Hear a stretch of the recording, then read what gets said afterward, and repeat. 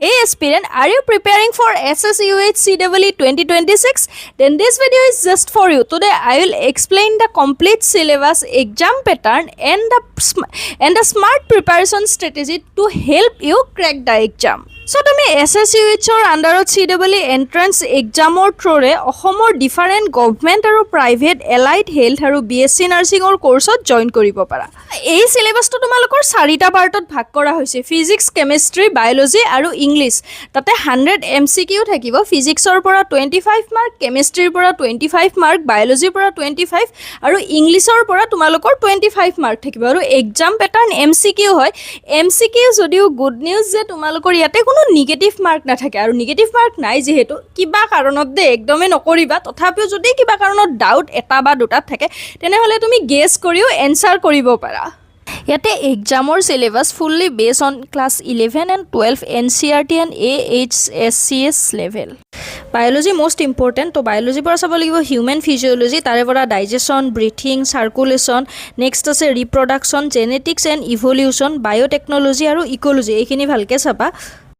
Next part physics, ফিজিক্সৰ পৰা electrostatics, current, electricity, optics, atoms and nuclear, motion, work and energy.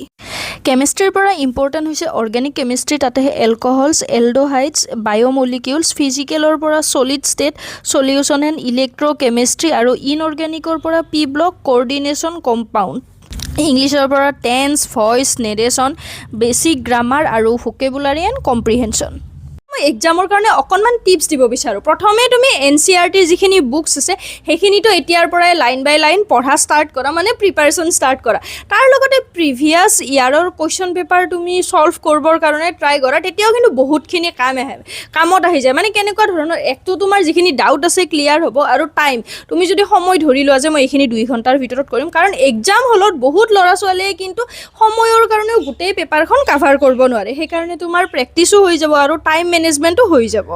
Biology সেকশনটোত স্ট্ৰংলি ধ্যান দিবা, লগতে তুমি ডেইলি মক টেষ্ট দিবা। আৰু যেহেতু ইয়াতে নিগেটিভ মাৰ্ক নাই সেইকাৰণে কেতিয়াও নহয় গোটেই পেপাৰখন ছল্ভ নকৰাকৈ নাহিবা, মানে 2-এটা নাজানিলেও কিন্তু তুমি গেছ কৰি এনচাৰ কৰিহে আহিবা। ফাইনেল এডভাইচ মই এটাই দিম, কনচিষ্টেঞ্চি মেইন কি, তুমি ডেইলি পঢ়িব লাগিব, 3-4 ঘণ্টাকেও এনাফ হয় যদি তুমি প্ৰপাৰলি ফ'কাছ কৰা। আই হোপ তোমালোকৰ চিলেবাছৰ ওপৰত এটা ক্লিয়াৰ আইডিয়া হ'ল, আৰু যিবিলাকে প্ৰিপাৰেশ্যন কৰি আছা মোৰ ফালৰ পৰা বেষ্ট অফ লাক থাকিল। এণ্ড ভিডিঅ'টো চাই যদি ভাল লাগে তেনেহ'লে লাইক, শ্বেয়াৰ আৰু কিবা ডাউট থাকিলে কমেণ্ট কৰিবা। এণ্ড মোৰ চেনেলটোত যদি নতুনকৈ আহিছে তেনেহ'লে চেনেলটো ছাবস্ক্ৰাইব কৰিবা। এণ্ড থেংকছ ফৰ ৱাচিং।